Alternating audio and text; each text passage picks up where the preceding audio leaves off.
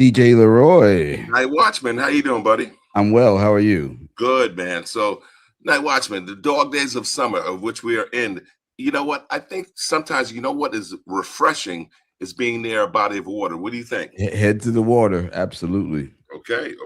So now, but sometimes I wonder about what is the story, let's say, in terms of, people of color, specifically Black folk, and the water or boats. Do we get a little bit paranoid when we see them? That's a myth. I come from a Caribbean background, and water and boating is a part of the culture there. So I think we need to remove that myth about Black people in the water, because Black people, we do everything. You knew that, right? You've always been my teacher, my mentor. So Okay, all right. I'll take your word for it. Well, I think we have a nice little lineup of folks who have that background. All right. So one of the you always got to treat family nice, right? Mm-hmm. So having said that, I gotta bring my cousin up, and that of course is who? Tuesday Brooks. Tuesday, welcome. Thank you. All right. In fact, we like Tuesday so much that we changed the day that we air our show to Tuesday. Let's go. Night Watchman, I know you were waiting for that setup. That was pretty good. Bro, I cooked that up on the fly. Come on. People underestimate how wonderful Tuesdays are. Exactly. Yep. Man, oh man. Well, also, he's family because I've known him forever, ever. And that could only be Rodney Parker. Bring him out. All right. Hey, Curtis, how are you? Good. How you doing, buddy? I cannot complain. Life is beautiful. See, you would say that right there. I think with your boat moored off the house. So come on. That's correct. It doesn't get better. And we're talking to you where? Virginia, Hampton, Virginia, right off the Chesapeake Bay. It does not get better. That is a beautiful bay, too. Yes, indeed. Yep. Another one who we got in the waiting room could only be, can we say, a Night Watchman, Harlem Rocket? Come on. All right. Garry Anthony Johnson. Hey, good morning. Good morning. What's up, buddy? How you doing, man? I am blessed and highly favored. Yes, you are. Yes, you are indeed. Night Watchman. We got another one there in the waiting room. A young buck whose pops actually really made an imprint there in Harlem, Northern Manhattan. That could only be Cogsville. Kai, welcome. What's up, buddy? Happy to be here. Thanks for everything. Absolutely. And one of the guys, Night Watchman, who always would invite me to his boat, and we have a little common history, but we will not. This show is not for that. Okay, just so you know, that could only be our guy Richard Harley. Okay, that didn't involve any indictments, did it? Okay. See, Richard, you gotta let that slide, okay? Yeah, I'm just gonna say that, Curtis, as far back as we go, you've been the guy with no fingerprints. Yeah. So whether you did it or not, there was never a record. Right. Okay. All I gotta say, Night Watchman, please let that slide. I didn't know he was coming out with heat like that. Okay. Anyway, let's say welcome everyone, and let's get this bad boy popping. Night Watchman, would you like to start off here? No, you go. You're on a roll, so Okay, I support you. Well, thank you very much. You know what, Night Watchman, over here, I got a little technical thing going on, so please, I implore you to take the first bite of the apple. How's that? Okay. Well, so we're talking about waterfront development, what it means to our communities, and Kai, why don't you kind of take the first cut on it? For sure. I mean, I think especially on that 125th Street pier, we have a vision that my father was working on at HUDC, at Harlem Urban Development Corporation, for years, which was called Harlem on the Hudson. To really develop that waterfront to be a real economic generator for the Harlem community, to create a lot of local jobs and business opportunities for this community. And I think now more than ever, with displacement, with Columbia University's expansion, and the fact that they purchased that Fairway property for $84 million, this is an essential time to make that waterfront an economic juggernaut, not only for just Harlem, but for Dyckman, for Washington Heights, and we celebrate and leverage the incredible Hispanic and Black culture that we have here. I think it could be one of the biggest tourists, not only in New York, but in the world. So that's my thoughts. And if we don't develop it and prioritize it for our community to make sure we benefit, someone else will. So that's something that we're working on and advocating for incredibly. And we've talked to Garry and Michael to really build a team around this to make that vision come to life. So I'm happy to discuss this and hopefully make this a reality. Beautiful, beautiful.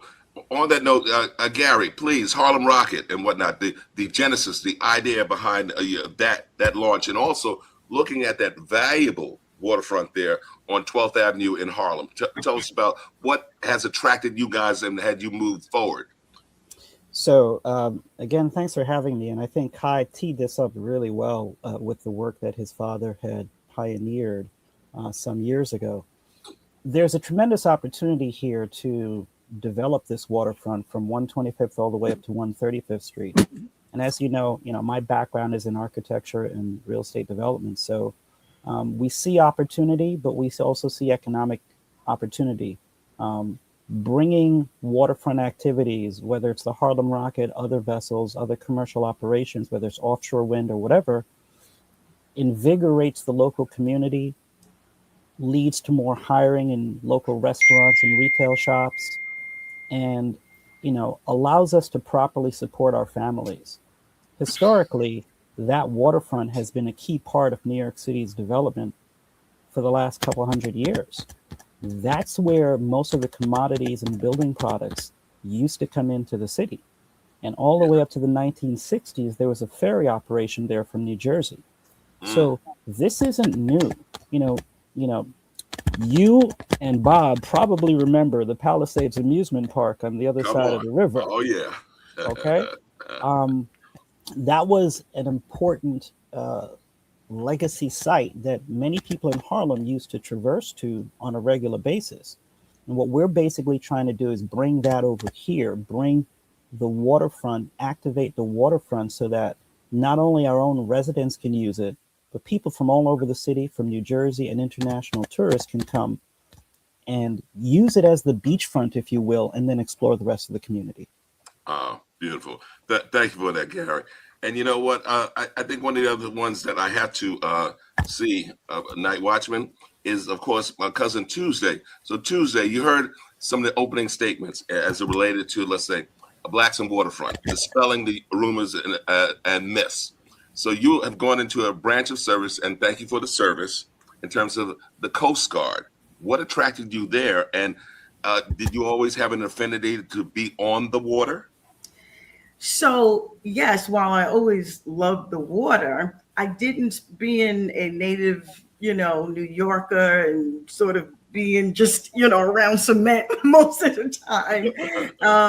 It never even dawned on me, even being on the island of Manhattan, that the water was so accessible to me in more ways than, let's say, taking the Staten Island ferry or, to go somewhere. So I became a recreational boater just about 5 years ago, where, I went on the water once and never turned back. That's what started my journey to learning how to pilot a boat and, going out as much as possible. What's exciting and encouraging for me is that as I have conversations with a lot of people, they're not on the water. They don't realize that we can do it here too. We don't have to wait to go to a Caribbean island, to be out on the water. So the fact that there's development, in the works, and particularly out of Harlem, is very exciting for me. Being in the U.S. Coast Guard Auxiliary, so I'm in the auxiliary, which is the volunteer arm of the Coast Guard. We're the force multiplier for the Coast Guard. We support their missions. So now I'm positioned to help with boating safety. There's a lot of, there still is a lot of fear about being on the water. One of the first things people say to me is, I can't swim. I'm like, we're not swimming. We're going in a boat. I didn't say, let's go swimming. So there's still a lot of fear, but we can dispel some of that fear if we educate people on how to be safe on the water. So that is one of my goals, as I participate with the auxiliary. Right now, I'm the commander of the Lower Manhattan unit, and we do a lot around boating education. So that's where I am super duper excited. Beautiful, beautiful. Thank you for that.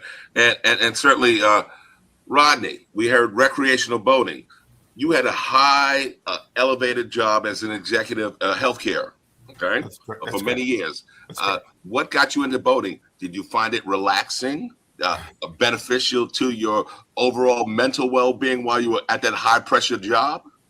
It's funny you said it. The early days were not really that relaxing. I mean, you do have to make a commitment. It's a lifestyle.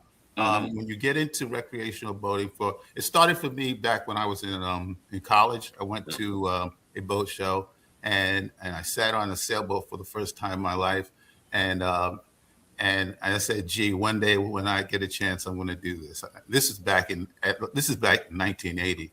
Well, 6 years later, Steph and I went down to the boat show, and we bought our first boat, our first pleasure boat. It was a Hunter 23 entry-level boat, production boat. But here we are 40 years later, and we sail. We've sailed all over New York, because we sailed out of Jones Inlet. We sailed the Long Island Sound. But lo and behold, we ended up in the Chesapeake Bay, and we about 6 years ago, and now I want to say, we bought ourselves what will probably be our last boat, a 50-foot Jeannot, and so we sailed that on the bay, and it's a wonderful experience. If you're fortunate enough to get out there and do it, I would encourage people to do it. I would encourage people to be safe about doing it. There are things you have to learn, but the earlier you get into pleasure boating, the easier the learning curve. The learning curve doesn't get easier as you get older.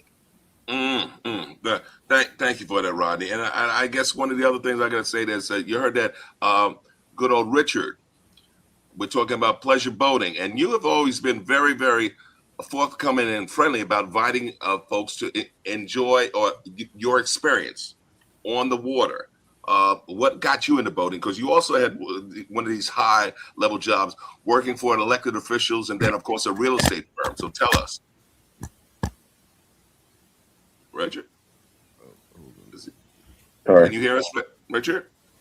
The mic off. Okay. Hold on. Okay. Yeah, You got it. Okay. So, Curtis, you and I met, some years ago at Community Board 9 during the Dinkins administration. Correct. And then I went on to work for Ruth Messenger. I was Keith Wright's chief of staff when he was first elected. Oh, don't forget that at the community board, I oversaw the Parks Department and the construction of Riverbank State Park and that whole employment fiasco where the state had failed to hire any local folks. And we ended up getting 267 people hired to work the park who were from the neighborhood, as opposed to Nassau and Orange and other places that we've never been to. Yes. After years of progressive, employment in Harlem, doing development politics campaigns, and also working for SEIU for the Property Services Union, I was always stressed. A lot of stress, a lot of demand, lots of people needing lots of help, and I think when I went to work for the real estate company, very charged atmosphere.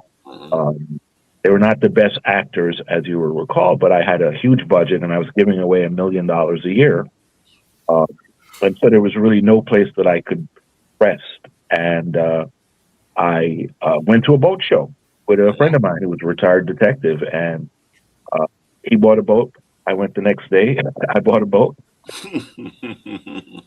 And then so I ended up buying my first and only boat. It's it's a Sea Ray 290 Sundancer, Twin Merc 5.0s, and I took the Coast Guard Captain's class, the State Safety class, the Connecticut Coastal Navigation class, and I continued to boat, in the Long Island Sound. I've taken the boat up to Newport for the Jazz Festival, which is great because, it doesn't matter how big your boat is. People are always happy to see you.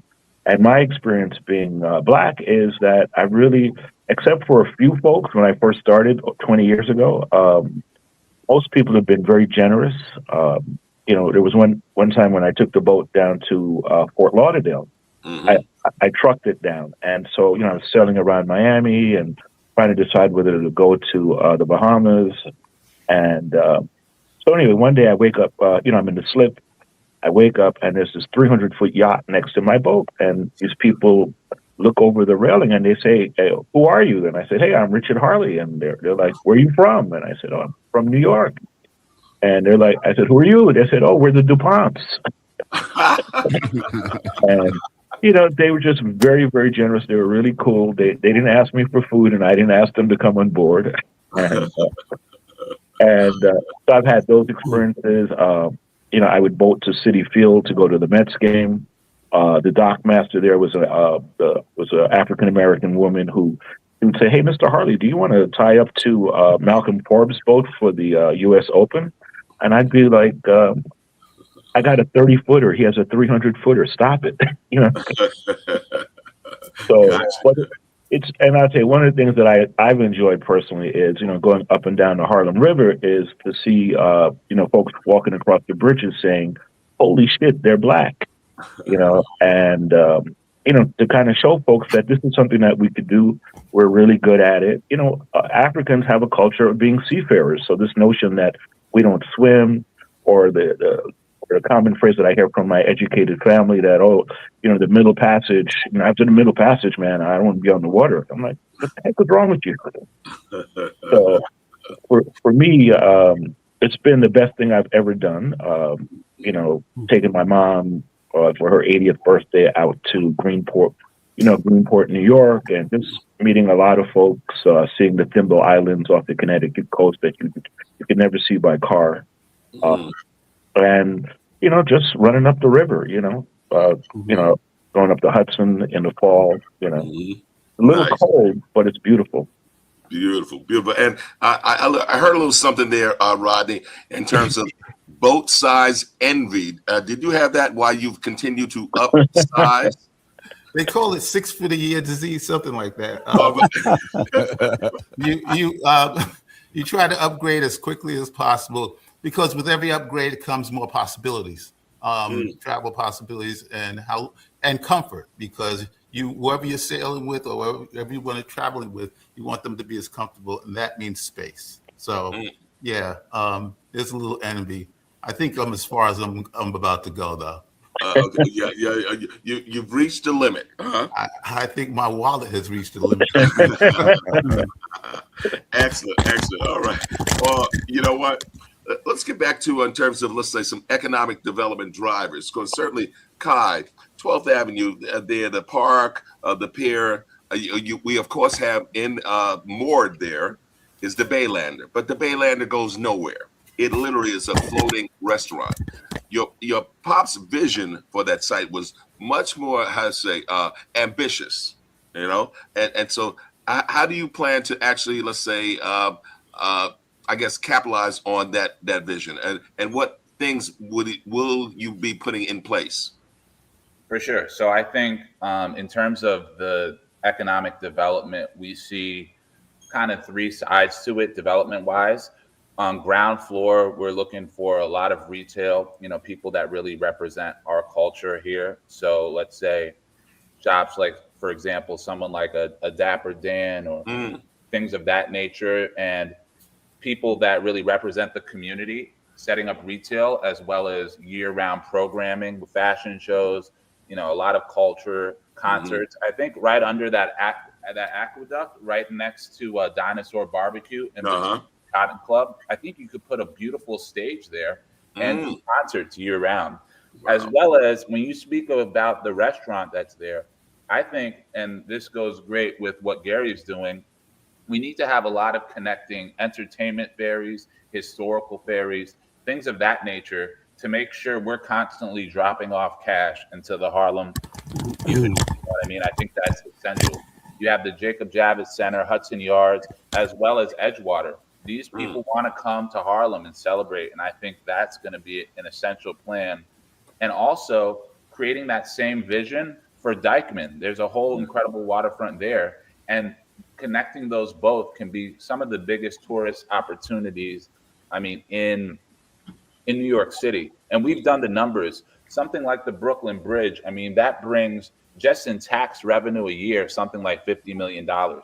Harlem needs that cash, you know, and so does Washington Heights and Dykeman. So that's kind of the plan. And we got to make sure there's a development agency like HUDC, like what you ran, Mr. Curtis, so that the community is really prioritized, you know, and I think the board needs to really oversee that. So that's kind of our overall vision for that. Beautiful. And Garry, certainly we did hear, and I know the whole economics involved here. And one of the things, that whole waterfront and what he said going up to Dykeman, which I do know, was it a year ago or the year before you guys had a launch there, all right? Correct. But that's no longer a viable option. That's one. And then two, Garry, something important that folks need to know, that you are the only Black-owned tour company boat in the water. Is that correct? That's correct. So two things. One, I think that, you know, again, I'm going to follow on to what Kai has indicated. There's a tremendous opportunity on that waterfront. You know, whether you call it Harlem Harbor or anything else, this is our opportunity to create Harlem's version of the Chelsea Pier, if you will, as a loose analogy. It is underutilized real estate. And of course, you know, location is what matters. But what also matters, I want to touch on something that was said earlier. People need to understand that Black folk are in this industry as captains, as crew, as staff, but they also need to understand that we can have equity. And that's what Harlem Rocket is trying to demonstrate, that as people of color, we can own commercial vessels and commercial operations. And it's unfortunate that after 400 years, we're the first ones in New York City to actually own a commercial operation of this type. You know, our investors to date have all looked like us. They're Black, they're brown, African-American, Latino, Indian. It doesn't mean we've excluded people, but we want to demonstrate clearly, just as in the past years we've gotten African-Americans in real estate development, we want to demonstrate that we can own, because we want to showcase our history, our culture, tell the stories that are not being told about our presence on the waterfront. And we think that we can do this better than anyone else. And Kai mentioned something earlier. If we don't do this, someone else will. You'll have Circle Line up here in a few years if we don't do this. Or you'll have some other operator from Jersey over here. And I'm not saying that any of those operators are bad players. They all have a role to play in the ecosystem.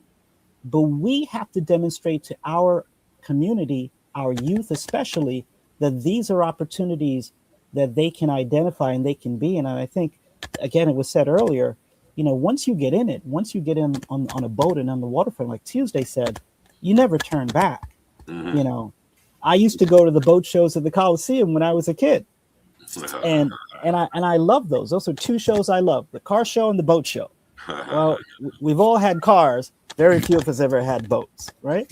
So we've got a 60-foot, 100-passenger commercial vessel that looks like nothing else in the harbor.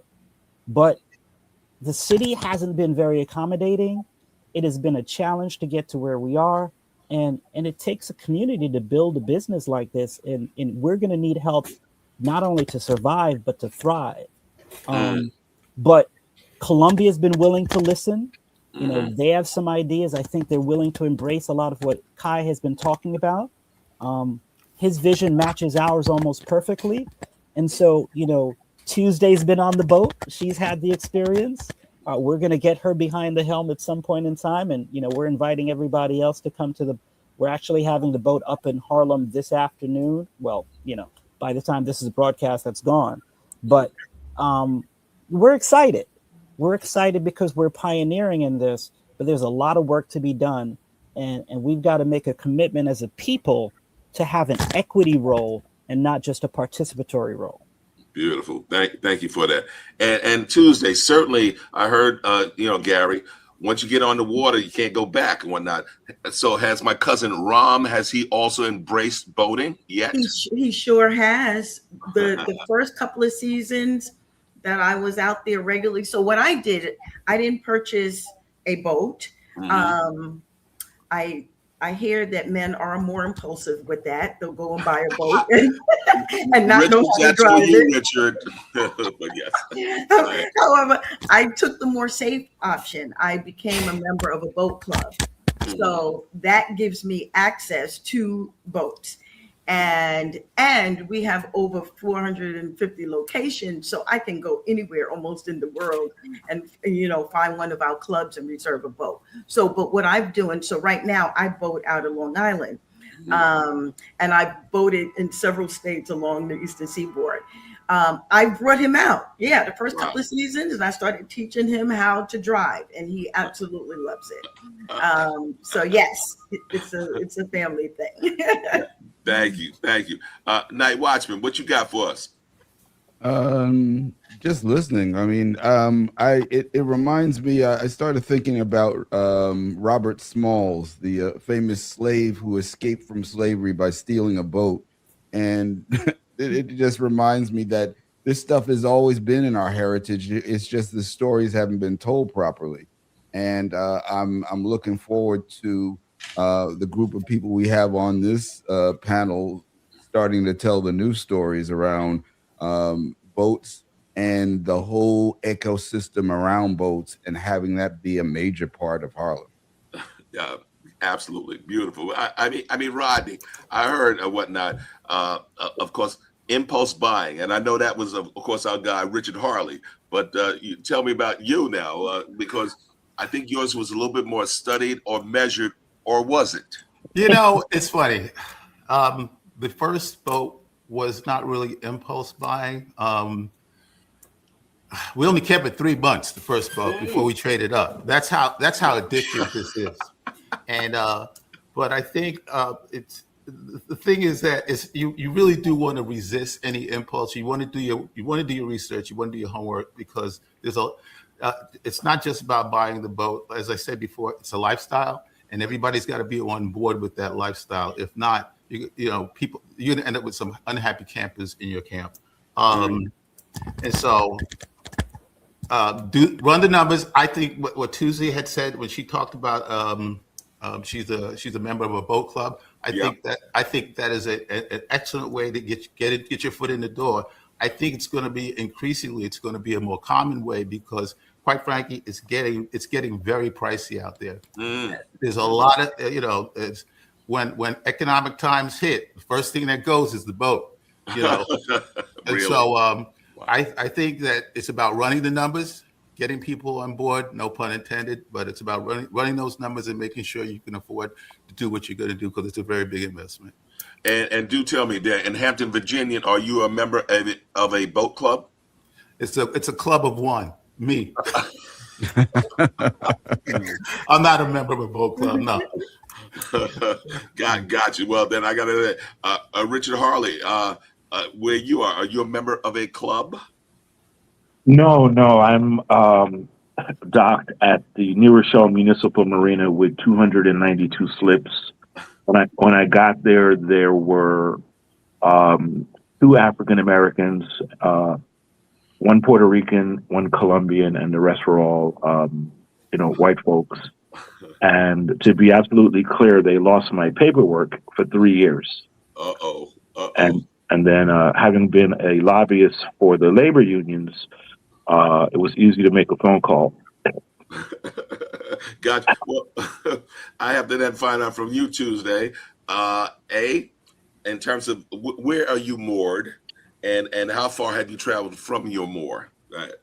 Well, like I said, I'm because I'm the member of the boat club. My marina is in Freeport, Long Island. Okay. So that's my base marina. But Mhm. like I said, I can go into our reservation portal and reserve a boat in another city in another state. Wow. And just travel there and then go out on the water. So this is how I've learned how to navigate in different types of water too, you know, in rivers and lakes and, you know, channels and stuff. It's all a part of my learning journey into becoming a master captain. So right now, as a licensed captain, I'm working on upgrading the license to the next level, which involves me working on a vessel of a larger size. Another reason why I'm excited about Harlem Rocket, because you need sea service, you need time on vessels of a particular size to get a certain credential. Gotcha. So yeah, there's all types of wonderful things happening in this space, particularly for me. And I'm encouraged by what's going to happen up here, like I said, up here in Harlem, and the economy that can grow out of that. And I plan to be a part of that, whatever that looks like. And that's why I'm pursuing all of the knowledge and the credentials I need to be on the water. Beautiful. And Tuesday, certainly recently we heard about this accident that happened off Liberty Island, where a young mother and her young infant daughter were killed.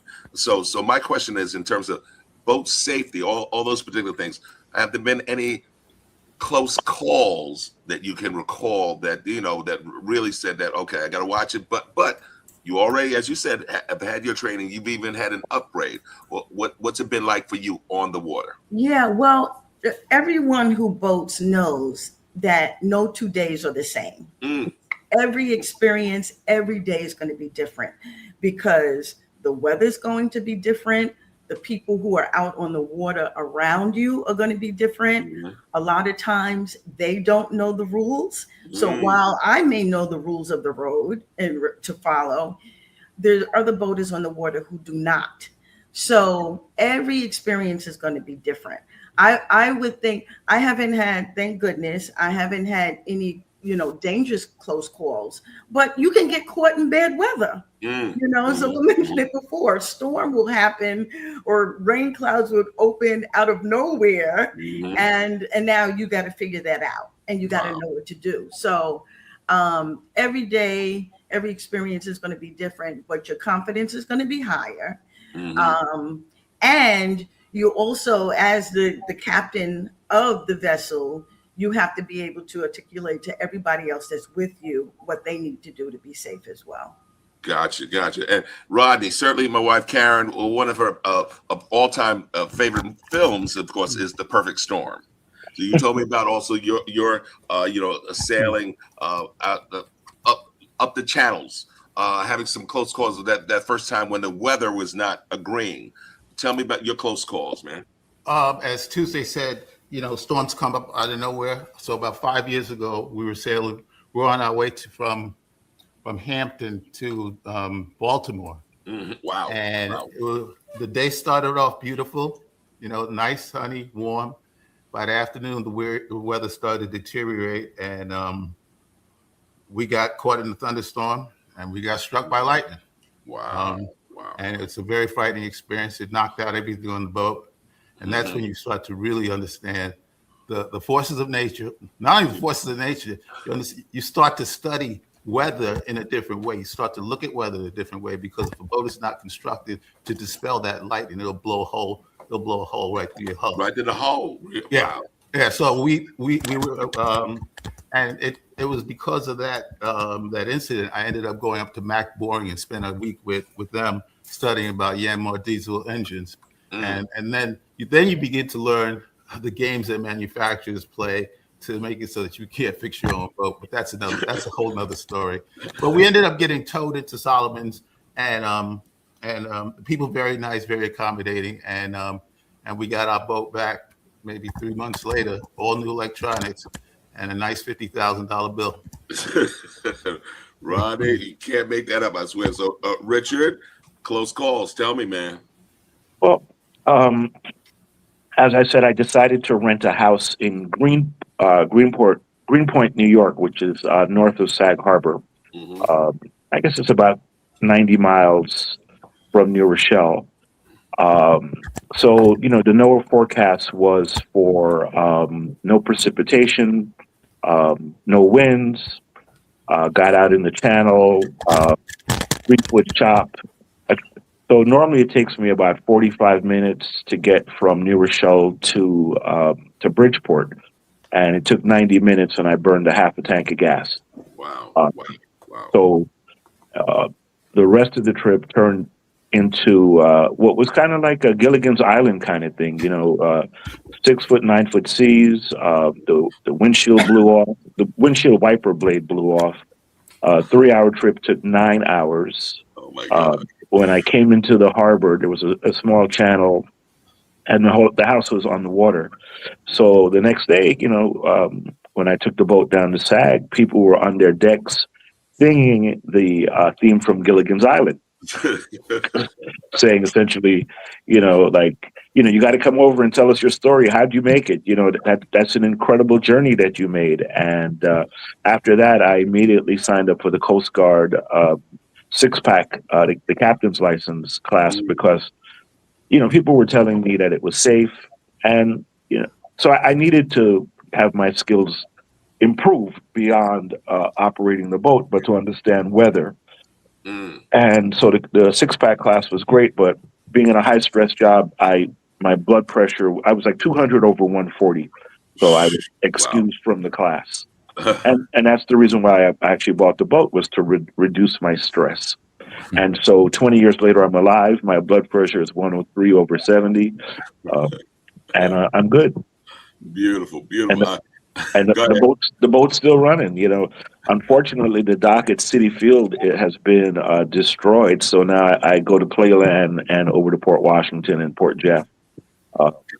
Day trips, little trips. No more Sag Harbor. No more Saybrook. None of that stuff. But it's still incredibly stress reducing. And Curtis, trying to do economic development in the city.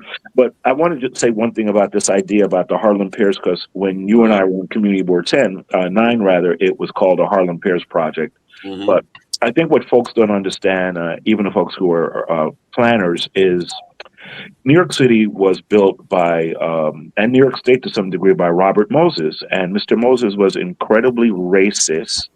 And if you notice, the development of parkland in Manhattan stopped at 96th Street. And with the exception of the pool on the east side, whose name escapes me, on First Avenue, there's a Parks Department pool. And even when that was built, they used cold water to make sure that black folks wouldn't go swimming.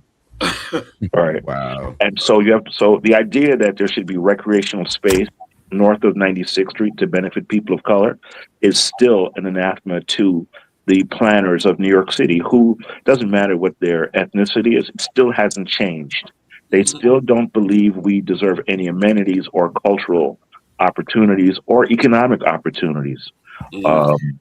And what people don't understand about the Parks Department is the Parks is an economic engine.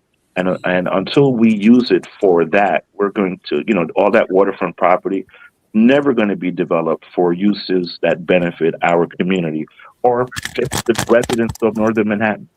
Gotcha. Thank you for that. And Garry, I got to jump in here. I know that. I saw you salivating. I saw that. So go ahead.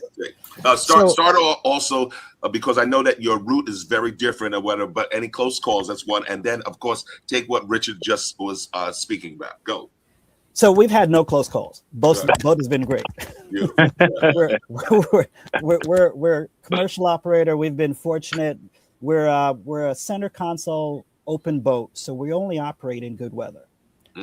So that narrows down the risk profile for us. But I think it's important to follow up on Richard's comment. The city has not been designed for economic development for people of color in so many ways. And Robert Moses was a perfect example of that. And that mindset not only has impacted the highways and their placements and the overpasses and Long Island highway structure, we all know about those stories, but it also impacts the piers. Unless you own a boat that can accommodate 500 or 600 people, which means a multi-million-dollar vessel, you can't use the piers in New York City without modification. So people who are entering the marketplace like us with a lower freeboard boat, and freeboard means the distance between the deck and the water, right? Mm-hmm. You require some sort of an intermediary infrastructure between the pier height and the water so that your smaller vessel can use that dock. And so it's almost a systemic barrier to entry for new entrants into the maritime domain, particularly people of color or women. And so we've had this fight with the city for over 3 years until the dock was finally installed about a week and a half ago. And we spent resources engineering and building and transporting and installing that infrastructure next to city property that they should have had to have provided. And that took operational resources out of our pocket that we would have been putting into the business, which is now jeopardizing our business. So to Richard's point, we have to be cognizant of the fact that the city's not doing anyone any favors. Kai and I have this vision for this waterfront that Richard started, in terms of some of the development work that was done with the park and whatnot. But unless we all step up and articulate the fact that we want this developed for us, by us, in our own communities, the city's not going to bend. And when we say the city, it's generally EDC to a great extent, which manages the waterfront through contractual arrangements. And the folks who are operating commercially in the waterfront, they're all very nice people. But they're not, throwing out the red carpet for you to come and take some of the market from them, right? So you'll hear a lot of yes, but then there's a lot of delay while they bleed you. And, Rod spoke about expenses in owning a boat. Someone told me in the industry there are 2 important days for a boat owner, right? And it's the day you buy the boat, and it's the day you sell the boat, right? But other than that, the other story that you hear about boats is that a boat is a hole in the water that you throw a lot of money into, right? And it's important because it's more than just whether you're recreational or commercial. It's more than just buying the boat. There's insurance for the vessel. There's crewing it depending on the size of the boat. And then, of course, there are the operating expenses. And so these are things that as a commercial operator creates challenges, but it also creates opportunities. We've got to get in this space. We cannot be the first and we cannot be the last, but it's going to take support from everybody going to harlemrocket.com, supporting our tours, investing in the business, because I don't want to own this by myself. I'm not trying to be, a multi-billionaire owning this. I'm not, that's not the goal. The goal is, wearing my economic development hat from NAACP, the goal is to empower our communities to create scalable enterprises that we can see, recognize, support, and benefit from. So it's very much not only a viable business, but it is a mission to empower our youth and our communities to create economic activities on the waterfront that then stimulates the rest of the community. Gotcha. It's going to take a village to do this. Beautiful. So Curtis, before we go on, I Yes. want to take this opportunity. I dug in the digital file cabinet, and I want to show Community rights, education, our culture, and our history. She is the president of the New York State NAACP, of which I've also served as their economic development chair for many years. So in many respects, this is an economic development effort. And because of her efforts to this community, both in Washington Heights and Harlem and New York State as a whole, she passed away on March 1st, and we named this boat in honor of her with the full blessing of her son, Ronald. We christened this boat on May 6th up at Director, and we had her and other guests from the NAACP there for the christening.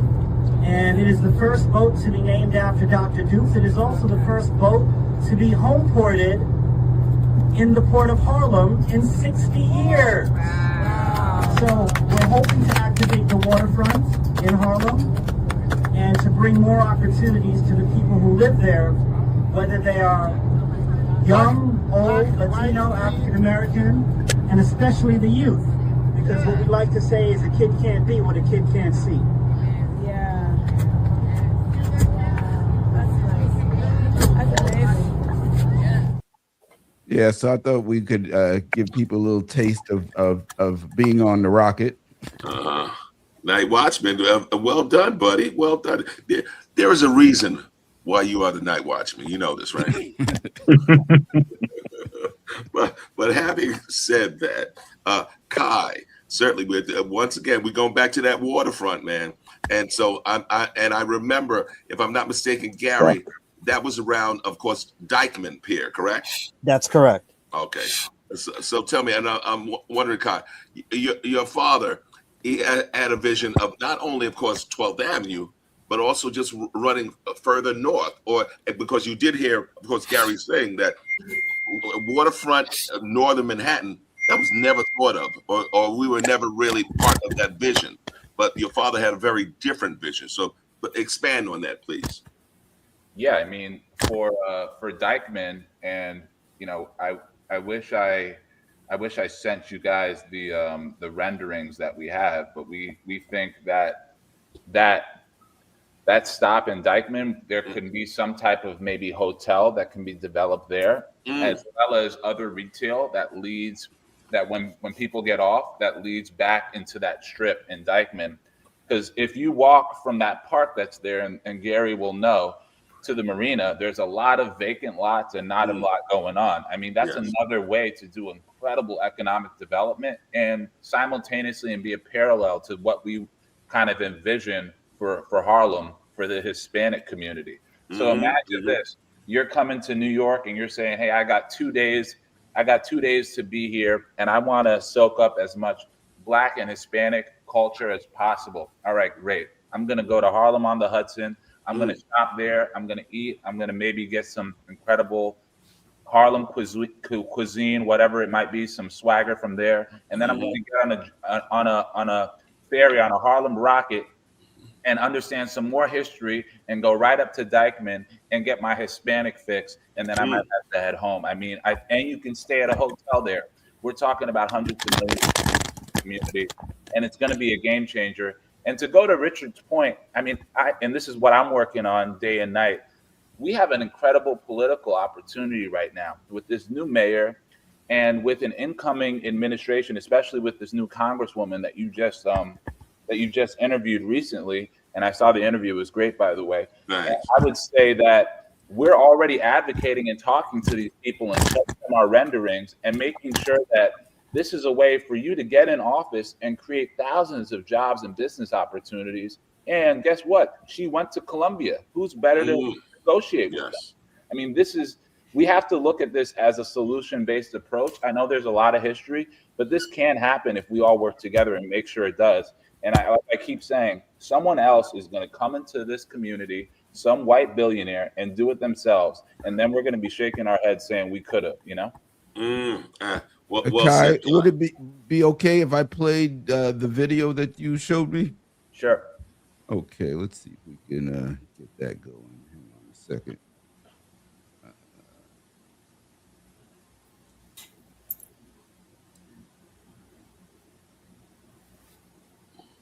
Waterfronts have been the homogeneous province of the wealthy.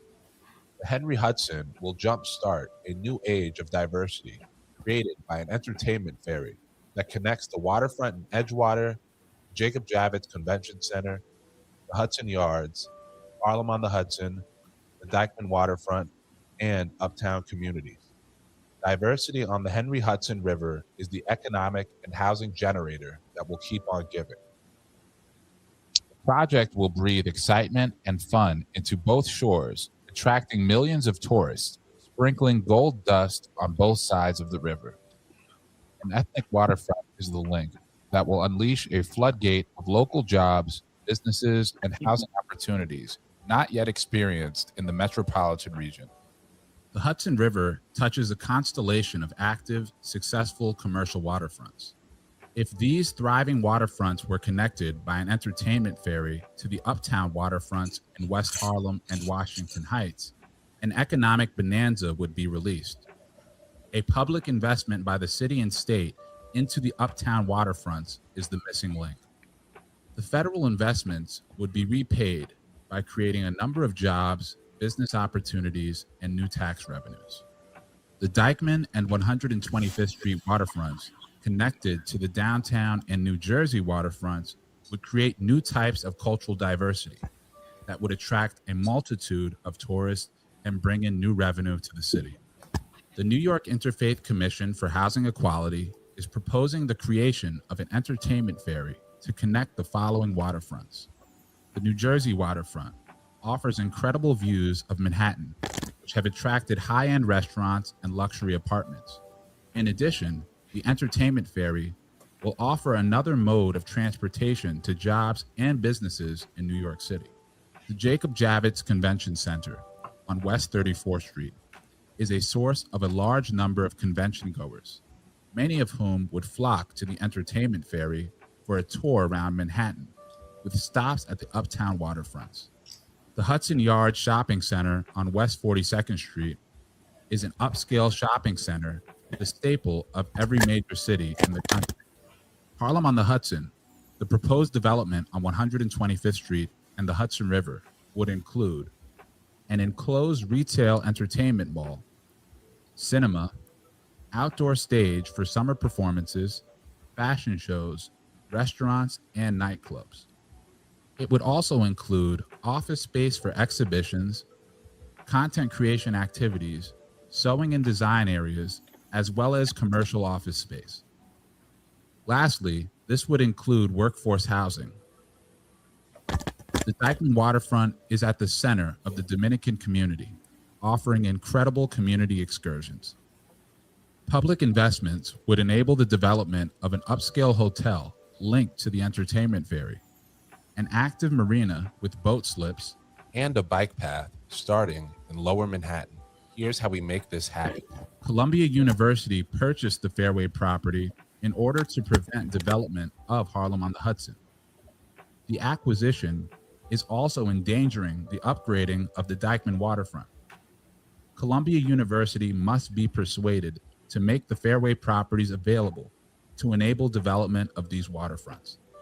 Here are the next steps to make this happen. Community support. Uptown elected officials support. Manhattan Borough President support. These entities should collectively petition the support of Governor Kathy Hochul. Governor Hochul's support is requested in order to, 1, encourage Columbia University to make available the Fairway properties.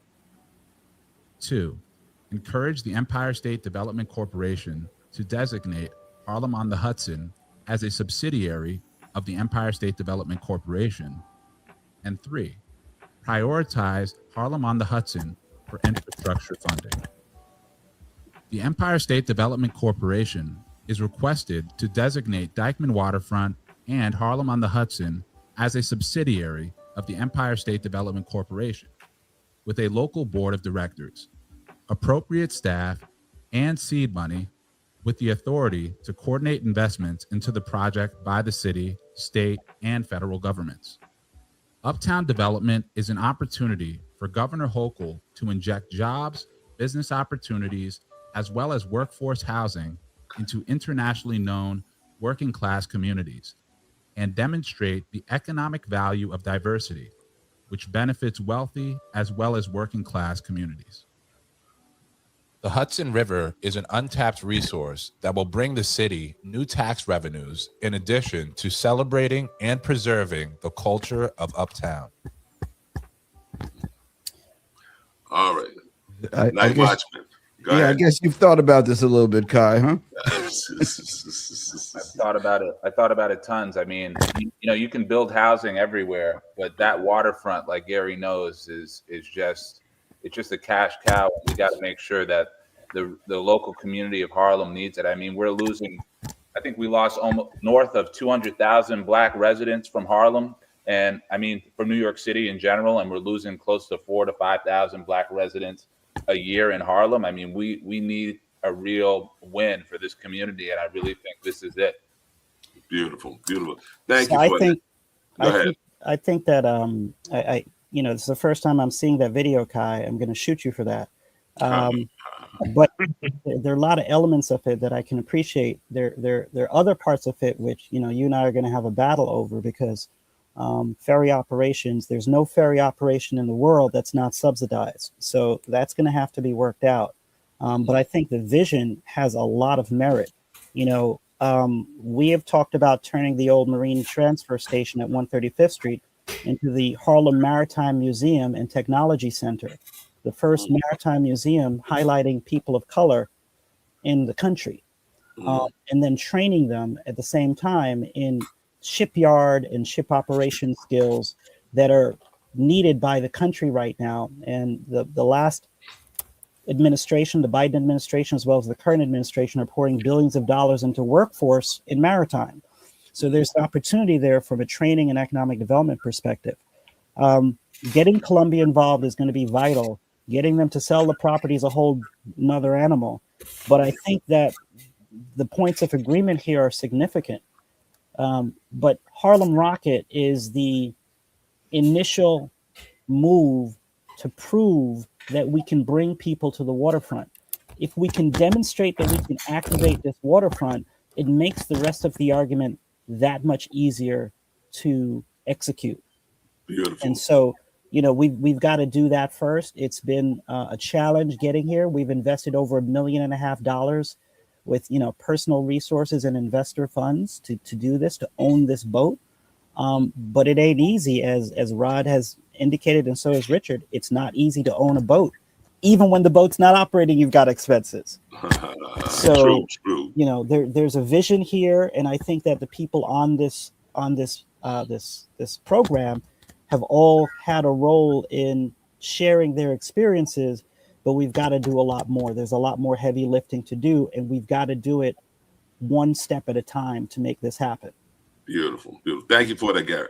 So, Night Watchman, as you know, we're going a little bit over. This is we got to get to the lightning round. Lightning round, absolutely. Okay, so folks, I want your closing thoughts. Try to make them comprehensive, but yet succinct. So we'll start with you, Rodney. Go, you're up. Okay, I want to commend everybody for the work that they're doing, but I think what the most important thing is you have to be relentless. And what I'm hearing from the panel is that the panel gets it. You have to be relentless, and we have to have a presence in, whether it's on the business side or whether it's on the recreational side. There's a lot of wonderful, and we have to tell our story. We didn't talk about Hampton University as a sailing team. One of the first Black African females just did a transatlantic voyage around the world, and you just don't hear about. So we have to start telling our story and be relentless about what we do. Those are my thoughts. Beautiful. Thank you for that. Tuesday, you're up. Yes. Boating safety education is key. It has to work in tandem with everything else that's going on. So not only do passengers feel safe, but the crew, the captains, and everybody else that's on the water, and we create a safe environment.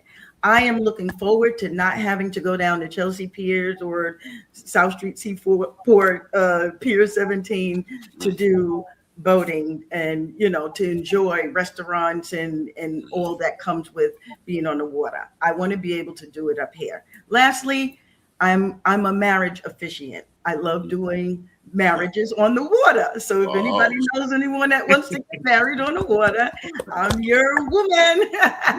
Beautiful. That is it. Thank you for that, cuz. Garry, you're up. HarlemRocket.com is where you can find us. You can book charters, you can book tours. We reach out to others who want to participate as owners and investors. You can find us there, and reach out to Curtis and Bob, who can give you my information. African Americans have a history on the waterfront. African Americans have a history in maritime. We have a past, we have a present, and we have a future. But we have to work together to make this happen. Beautiful. Thank you for that, Garry. Kai, you're up. And also, Kai, basically, if people want to see that wonderful presentation, how they can get in touch with you. Go. Sure. You can, to learn more about this work, you can follow us on Instagram at defend.harlem on Instagram. And our website is www.defend.harlem.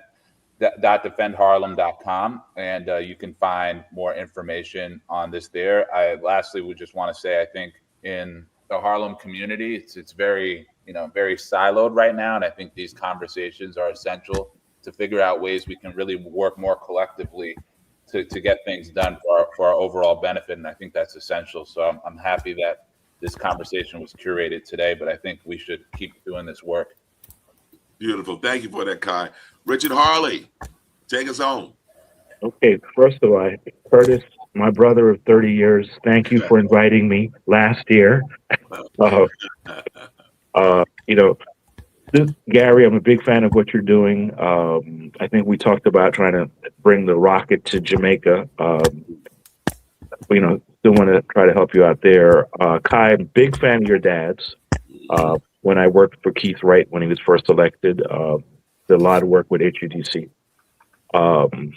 And for the Coast Guard Auxiliary, I tried to join, I just didn't have the time. So, they do outstanding work. I have to do my boat inspection annually to make sure that I'm in compliance. I think, Curtis, you need to continue this conversation and help corral and focus the electeds from East, Central, and West Harlem, and including the Heights, because we're one community. Yes. Four community boards, but we're one community, and the ethnic range of the community is broad. Like there's an Ethiopian population in East Harlem. There's a Chinese population in East Harlem that speaks Mandarin. Central Harlem has changed. Yes. West Harlem is changing. Yeah. But the key points, we got to work together, and, count me in if you form a task force, if you will, to discuss this. Assemblyman Taylor, who is the Assistant Speaker of the Assembly, he's been trying to work with Lounge Maritime to do education for kids in the district, cost of the income that ensigns make when they graduate. 10 years ago, they were making $120, $150, which is phenomenal, right? Most graduates with a BA, can't find a job. True. But Lounge Maritime folks are making a ton of money. And again, this is our tradition. And one last thing is the New York Nautical School is owned by a Puerto Rican gentleman that trains the majority of the tugboat pilots in New York Harbor. So we've got to talk to that guy. And the absolute last thing is that, the Harlem Yacht Club, there is an entity called the Harlem Yacht Club, which used to be in East Harlem on the East River, and they moved up to City Island. And I went there to join, and there were only two African Americans. Okay. And one, Hassan Farah, another guy named Trevor Ford, and I would have been the third one. And I was like, I'm not doing this. They were wonderful people, but the Harlem Yacht Club needs to be in Harlem again. Got you. Thank you for that. Richard, so Night Watchman, take us home. You've been listening and watching Soul Lounge Primetime on WHCR 90.3 FM, the voice of Harlem, and its 40th year anniversary. And you can always find us on YouTube and Facebook. We stream on YouTube and Facebook on Tuesday evenings at 8. And you can find us on the radio on WHCR 90.3 FM on Tuesdays at 5 p.m. Thank you for our panel for joining us. The discussion is great. To be continued. Yes. Now, Night Watchman, here's the question. Will they all be invited back to the cookout? And will they promise not to include raisins in their potato salad? Just that's a big question. You're gonna have to ask them to answer it. But if they bring raisins, we can always throw them overboard. Yeah. Good one, Night Watchman.